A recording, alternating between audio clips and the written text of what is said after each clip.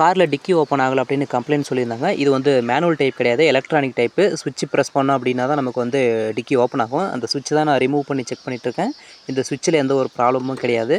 நமக்கு உள்ள காரில் வந்து இன்ஃபோடைன்மெண்ட் கீழே ஒரு வந்து சின்ன சுவிட்ச் கொடுத்துருப்பாங்க. அந்த சுவிட்சை யூஸ் பண்ணி ஓப்பன் பண்ணோம் அப்படின்னா வந்து லேட்ச் வந்து ஆப்ரேட் ஆகுது. டிக்கி நம்மளால் ஓப்பன் பண்ண முடியுது. பாருங்கள், லேட்ச் வந்து நல்லாவே ஆப்ரேட் ஆகுது. நம்ம டிக்கியில் இருக்க சுவிட்சை யூஸ் பண்ணி திறக்க ட்ரை பண்ணோம் அப்படின்னா நம்மளால் திறக்க முடியல. சரி, அதனால தான் என்ன ப்ராப்ளம் அப்படின்னு சொல்லி நான் அந்த ஒயரிங் வந்து செக் பண்ணிக்கிட்டு இருக்கேன். இதில் ரைட் சைடு குவார்ட்டர் பேனலில் தான் வந்து அதுக்கான எர்த்து வந்து கொடுத்துருப்பாங்க. சுவிட்சுக்கு வந்து ஒரு மெயின், ஒரு எர்த்து வந்து வரும்.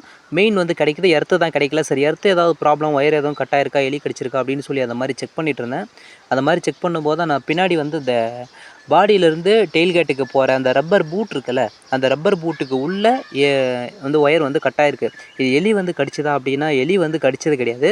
நம்ம டிக்கி வந்து திறந்து மூடி அந்த மாதிரி மல்டிபிள் டைம் பண்ணும்போது நம்ம அந்த ஒயர் வந்து சுருங்கி விரியும் தெரியுமா, அந்த டைமில் வந்துட்டு அது வந்து கட் ஆயிருக்கு. ஃபஸ்ட்டு விஷுவலாக செக் பண்ணும்போது எனக்குமே ஒயர் வந்து கட் ஆன மாதிரி எந்த ஒரு ப்ராப்ளமே தெரியல.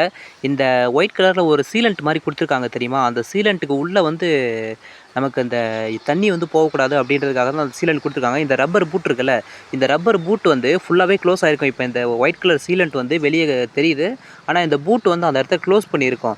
அந்த பூட்டை ஃபுல்லாக கம்ப்ளீட்டாக நான் வெளியே ரிமூவ் பண்ணி எடுத்துகிட்டு அதுக்கப்புறமா செக் பண்ணி பார்க்கும்போது தான் இந்த மாதிரி கம்ப்ளைண்ட் இருக்குது. இப்போ நான் பாருங்கள், டிக்கி வந்து மூடி திறக்கும் போது இந்த மாதிரி ஒயர் வந்து ஷ்ரிங்க் ஆகுதா, மல்டிபிள் டைம் இந்த மாதிரி நம்ம கம்ப்ளீட்டாக பண்ணிகிட்டே இருக்கையில் தான் இந்த பிரச்சனை வருது.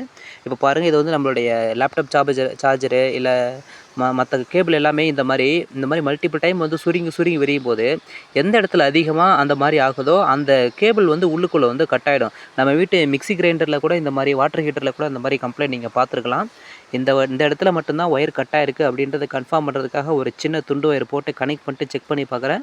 இந்த சுவிட்சை கனெக்ட் பண்ணி ஆப்ரேட் பண்ணோம் அப்படின்னா நல்லாவே ஆப்ரேட் ஆகுது, எந்த ஒரு ப்ராப்ளமும் இல்லை. வேறு எங்கேயுமே ஒயர் வந்து கட் ஆகலை. எல்லா வண்டியிலையுமே இந்த மாதிரி ஒயர் தான் கட் ஆகி ப்ராப்ளம் வருமானா அப்படி கிடையாது. ஒரு சில வண்டியில் சுவிட்ச் போயிருக்கலாம். இந்த மாதிரியான வண்டிக்கு நானே கூட சுவிட்ச் மாற்றி கூட கொடுத்துருக்கேன். இந்த வண்டியில் பார்த்தீங்கன்னா ஒயர் வந்து ப்ராப்ளத்தால் தான் இந்த மாதிரி கம்ப்ளைண்ட் ஆயிருக்கு. பிசிஎம் தான் இதுக்கு வந்து 12 வோல்ட் சப்ளை கொடுக்கணும். பிசிஎம் கொடுக்கலனாலும் இந்த மாதிரி பிரச்சனை வரும். அதனால் எடுத்த உடனே நீங்கள் வந்து சுவிட்சை மாற்று, லேட்சை மாற்று, பிசிஎம்மை மாற்று அப்படின்னு நீங்கள் வந்து சொல்ல முடியாது. நம்ம ப்ராப்பராக உட்காந்து டயக்னோஸ் பண்ணோம் அப்படின்னா தான் எங்கே ப்ராப்ளம் அப்படின்னு கண்டுபிடிக்க முடியும். இது பாருங்க, இப்போ ஒயர் டேப் அடிக்கிறது சும்மா ஒரு பெரிய செலவு ஆகிட போகிறதில்ல நமக்கு. அதனால் டைம் மட்டும் கரெக்டாக கொடுங்க. என்ன ப்ராப்ளம், ஏது ப்ராப்ளம் பொறுமையாக நம்ம கண்டுபிடிச்சிடலாம். எந்த பிரச்சனையும் கிடையாது.